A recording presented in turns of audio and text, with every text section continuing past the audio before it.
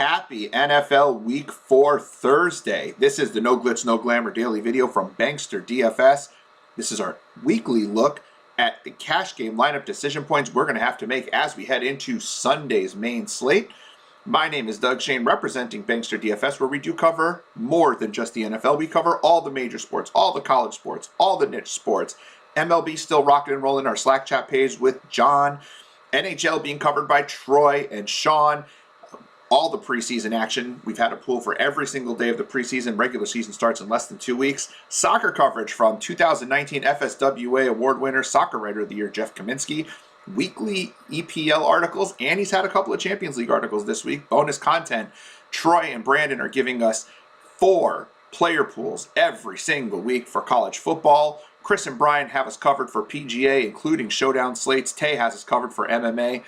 Everything that's out there, we've got coverage for it in our Slack chat and on our site, as well as bonus Slack chat channels, including sports cards, sports betting, our training wing, Bankster University, and a partnership with Prize Picks DFS. We give you plays for them, and they give you a 100% deposit bonus up to $100 using the promo code Bankster. There is a link in the description box.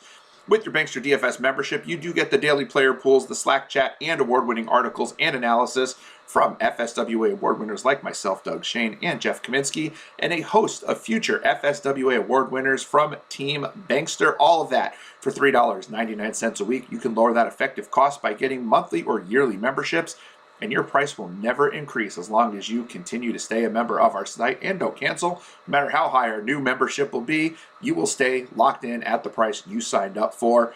BanksterDFS.com includes everything, all sports, all content, no hidden fees for just $3.99 a week. If you have any questions, hit me up on Twitter at Bankster17. Head on over to BanksterDFS.com/subscribe to sign up for your membership. If you're looking for more NFL coverage, you can find it on Twitter and on our YouTube page every Sunday morning, 10:30 in the morning. Myself and Michael Gudadero with NFL Live Before Lock from 10:30 to noon, covering cash games, GPPs, and inactives. And please, while you're here, make sure you like, share, subscribe, click the notification icon so you know when we're going live, so you know when we have our new videos, at least one a day, most days. Some days we have 2. Drop a comment in the comment section. Let us know what you'd like to see, and don't forget to hit that notification icon. But for now, we are talking NFL Week 4 cash game lineups, and on the screen in front of you, you see what should be a fairly chalky build for this week. Derrick Henry, Alvin Kamara, both expected to be the 2 most widely rostered running backs on the slate. My guess is CHUBA Hubbard, who's currently looking at about 9% roster percentage, but that's overall between cash and GPP. I think we're going to see that number jump very high in cash games, because he is a more value play that we can use with Henry and Kamara. He's got the job to himself right now with Christian McCaffrey hurt. I think he's going to be a very popular play. Cooper Kupp is among a trio of wide receivers, along with Devontae Adams and Tyreek Hill, that are coming in at about 20% roster percentage. Kupp has been the most consistent this year, so I've thrown him in the lineup for now. He's also the cheapest of the 3. And the Lions defense are expected to have the highest roster percentage of all the defenses this week, coming in only $2,200 against a completely lost Bears offense. 7 sacks over the last 2 games for the Lions. The Bears struggling to move the ball. Detroit, according to PFF, has the 7th best pass rush in the NFL. Real strong matchup, real widely rostered, so they're not going to hurt you if they do poorly, but at only 20%, they could still really help you move up into in a cash game lineup, so we're going to throw them in there. Gives us a ton of roster flexibility. When we roster these players, none of whom are very inexpensive other than the Lions defense, that only leaves us with about $4,200 for the rest of our lineup per player, and that is not a lot of high-end players left to play with, so we're going to have to find some value. One place we can find some value is at tight end, where I'm taking a look here at Tommy Tremble from the Carolina Panthers. Tremble should step into the role that Dan Arnold had with the team, which is the pass-catching tight end. Arnold ran routes on 95% of the snaps that he played. While he did see less snaps than Ian Thomas, he ran more routes than Ian Thomas. He had far more targets than Ian Thomas and was more productive than Ian Thomas. Tremble's a more athletic version of Dan Arnold. It's a guy that the team drafted in the 3rd round.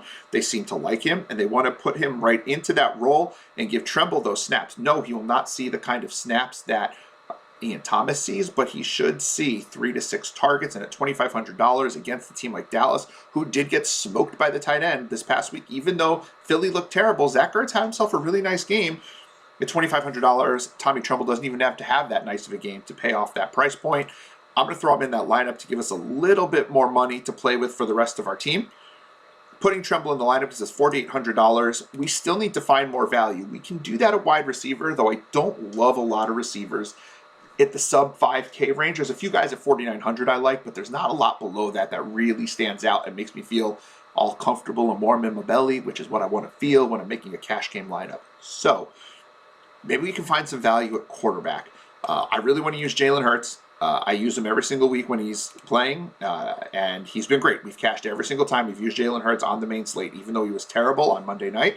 Still ended up putting up 25 fantasy points. That's what Jalen Hurts does. That's the value he gives us. I liked him a lot more at $5,900 at the end of last year. I could deal with $6,400, $6,500. He's now at $6,900. He's still the cheapest of the Konami code quarterbacks, you know, the high floor rushing quarterbacks who have passing upside. But pushing $7,000, he's no longer really a value play, and putting him in our lineup does not give us a lot of money for the rest of our team. We're now averaging $37.50 a player, which doesn't give us a lot to play with. So maybe we need to make a decision at quarterback, and maybe Jalen Hurts isn't the guy we're going to look at. Maybe we move down to Taylor Heineke. I wrote about him in my article this week. He's had 23 or more fantasy points in back-to-back weeks. 2 touchdowns in each of the last 2 weeks. Does rush a little bit, not a ton of yards, but they don't mind using him around the goal line. They will use him on the read option. He's kind of a fearless guy. If you remember from the playoff game last year against Tampa, took a long run down the field, 20 or so yards, dove for that end zone. He's not afraid to make a play. And we like that from our quarterbacks. $5,900, I would like a little bit more of a floor because he doesn't give us, obviously, the floor that Jalen Hurts gives us in the rushing game. But a matchup against Atlanta is very favorable. He's a guy that we can consider in our lineup. And if we were to use Heineke in our lineup, that leaves us $4,250 per player. Still doesn't leave us what we're looking for at the wide receiver position necessarily. Of course, there's other pivots we can make, right? This is decision points, and there's not just a 1v1 decision. We see what one decision begets another decision, and then we redo our lineup, and one move can make 3 different moves, and we have to see what that does with our lineup. Moving further down, I am a little bit intrigued by Jacoby Brissett this week. I do think that the volume he's shown over the last 2 weeks is very promising. 40 attempts each of the last 2 weeks. Put up 20 fantasy points last week despite only throwing for 215 yards and no touchdowns, but he did have 37 yards on the ground, scored a rushing touchdown, had a 2-point conversion. He's got a big arm. Indianapolis used him last year, even with Rivers as their quarterback. They would bring him in for Hail Marys. They would bring him in on short yardage runs. He's a guy who can get those short yards. Indy has been beat up pretty bad in the run game this year, and so if Brissett is running some read options or needs to scramble, he can get down the field and give us some value. He only needs about 15 points to hit value, but I do think he has 20-point upside. Indy has been beat deep down the field by a number of wide receivers this year, most notably Cooper Kupp and Van Jefferson. Cooper Kupp, not Van Jefferson. Van Jefferson was against the Bears. Cooper Kupp hit them pretty hard. It was Tyler Lockett who hit them for a couple of touchdowns early in the season as well, week 1. And so we know that the Colts are susceptible deep, and the Dolphins do have wide receivers who can get down the field. And Parker and Waddle and Fuller, if he plays. Mac Wilson can Mac Hollins. I don't know if I said Mac Wilson. Mac Hollins can get down the field. Also put up some big plays. So they've got some big play guys. And let's not forget Gesicki also can get down the seam. He's one of the more athletic tight ends in the league. So Brissett has options to take advantage of the poor Colts secondary. And putting him into our lineup gives us a little bit more room with our wide receivers. Not as much as we need to get up to those $4,900 guys that I want to use. And who are those guys? Well, one of them is that receiver we just spoke about for, I put in Nick Foles. That was terrible. Stupid Nick Foles. Let's go back to Jacoby Brissett and put him in there just for, if you're coming in the middle of the video, you're like, what are you doing, Doug? Who's using Nick Foles? No one's using Nick Foles. No one should use Nick Foles. Jalen Waddle is the receiver that I was talking about for the Dolphins. Tons of targets last week, 13 targets last week, 8 targets the week before. Runs 75% of his snaps out of the slot. The Colts are terrible against slot wide receivers. Again, Tyler Lockett, Cooper Kupp beat them down the field from the slot. Jalen Waddle hasn't had a lot of deep shots this year. I mean, he had the 136-yard reception in week 1, but really hasn't gone long in any of the other games that he's played. Actually has an ADOT around 3, which is ridiculous, but those are easily convertible targets that turn into receptions, and those receptions do add points, and Waddle's got game-breaking speed and can make a move and get down the field. And if he's going to run routes from the slot, they might start to take some shots down the field with Waddle. I do like the target volume for him. And while I don't love stacking in cash, I don't mind if the two guys are super value plays. So that leaves me with $4,400, which is about $500 short from where I'd like to go, because I'd like to look here at this $4,900 range. Emmanuel Sanders is a guy we can look at. While I do think that there's slightly more upside to using Cole Beasley, because he's gotten up to 13 targets in two of his 3 games this year, and running against zone defense is where Cole Beasley excels. But he's also $500 more expensive than Sanders, and Sanders has 6, 6, and 8 targets, where Beasley's had 13, 13, and 4. If we get a 4-target game out of Beasley, we're sunk at $5,400, whereas a 6-target game from Sanders at $4,900 won't hurt us as much. Houston, not very good against the pass. So Sanders is definitely in play for us, but the guy I'm really looking for at this price point is Tim Patrick. KJ Hamler, Jerry Jeudy, both out for the season. Jeudy out for a while, Hamler out for the season. Surely not playing in this game. Patrick should be getting some off coverage from the Ravens, who will roll Marlon Humphrey most likely towards Cortland Sutton. Teddy Bridgewater has a lot of trust in Patrick. Patrick's a big-bodied guy who is a red zone threat, a big red zone threat, has touchdowns in 2 of the 3 games he's played this year, had a number of touchdowns at the end of last year. 4 or more targets in each of the games, 10 or more, or 12 or more points in each of the games this year. He's been a productive wide receiver with a little bit of upside. I like the matchup. I do want to get Tim Patrick into my lineup, but in order to get Tim Patrick in my lineup at $4,900, if I'm playing this route, of course, we can play differently.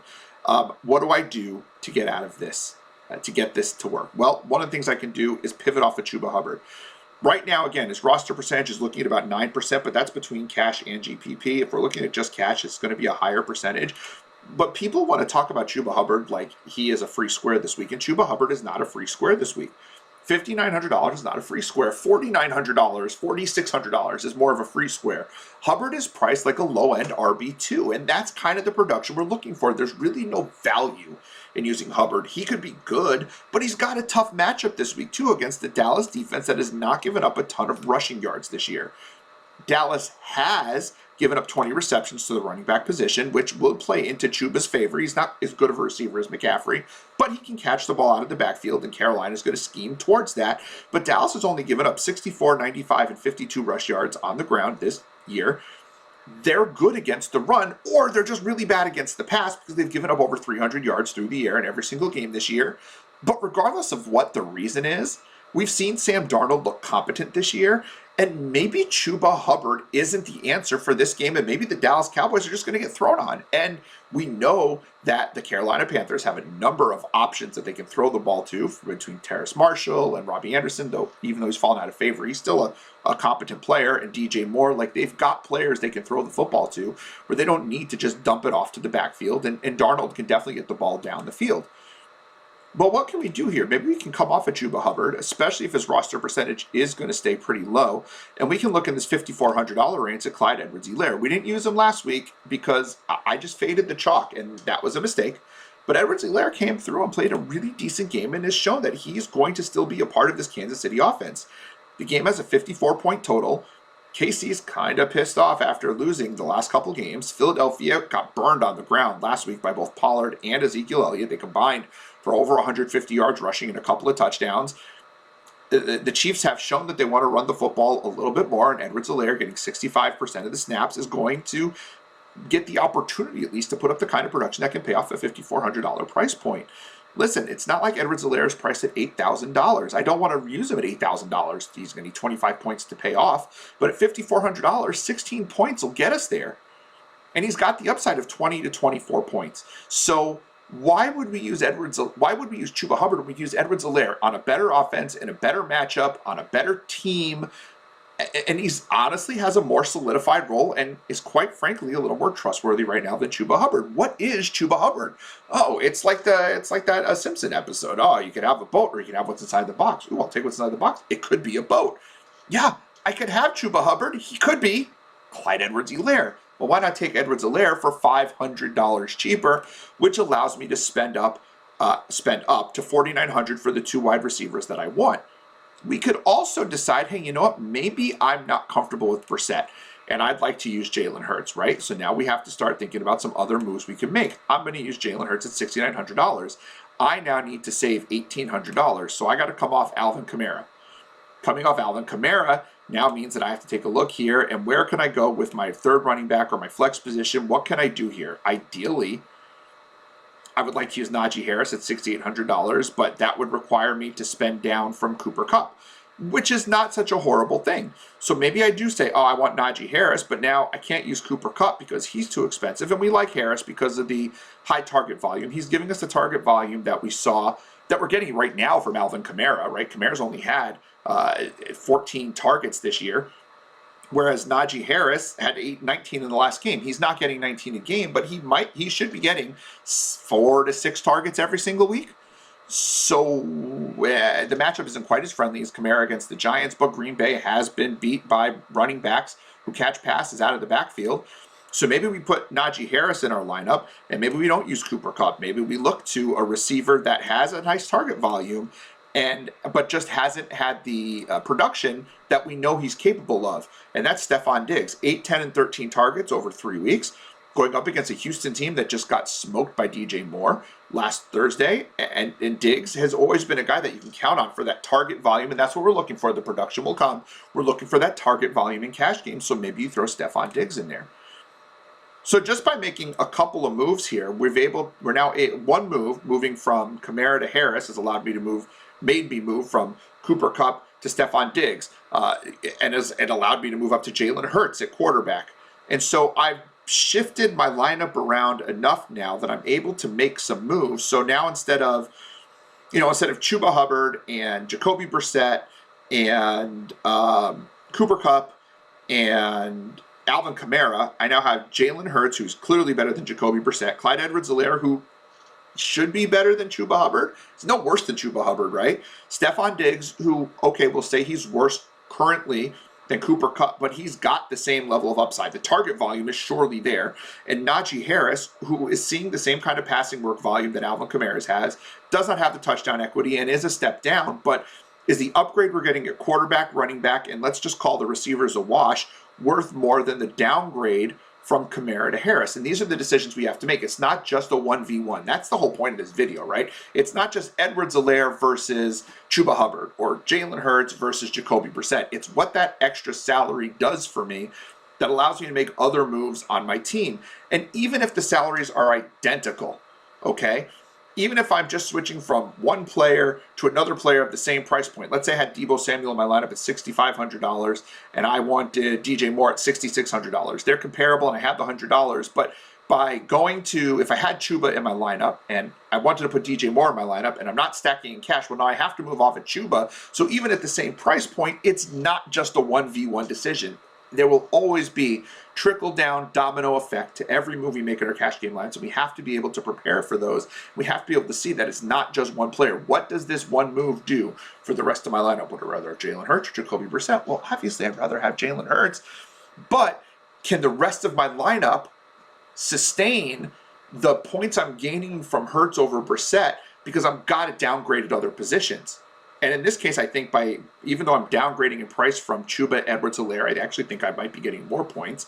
I'm going to call Diggs and Kupp kind of a wash. Arizona's been okay against the pass. They've been terrible against the run. Diggs is ready to break out. Houston looked terrible against the wide receiver one for Carolina the last game, so I'll call that a wash. And yes, Harris is a downgrade from Alvin Kamara, but the volume should be there, and Kamara's not getting the passing volume that we're normally used to. And even though he's had 20 or more carries in 2 of 3 games, he doesn't have 100 rushing yards in any single game. So maybe the trade-off is worth it. These are the decisions that we have to make. If you're interested in hearing about more of these decisions and working through the decisions, because it's only Thursday right now and the games don't kick off for another 3 days, Friday, Saturday, Sunday, 3 full days, 72 hours from when I'm posting this video, the games kick off. So we still have a lot of time to work through this. Please come join us in our Slack chat at banksterdfs.com. $3.99 a week get you access to everything. We will be updating our plays in our Slack chat, updating our article. We do have the live stream, which everyone gets to see. But I cannot overstate the value of being a part of our community, to see those changes that we're making, to work through your specific lineup in our Slack chat, and you get all the other sports as well for just $3.99 a week. Banksterdfs.com/subscribe. If you have questions, please send them to me at Bankster17. Please put a comment in the chat, in the comments below. So if you have a question, we're more than happy to help you. Post your cash lineup. I'd love to see what you have there. My name has been Doug Shane. It will continue to be Doug Shane. Thank you for taking the time to watch this video and spend the afternoon, morning, evening, whenever you watch the video with me. We hope to see you again in the future. BanksterDFS.com.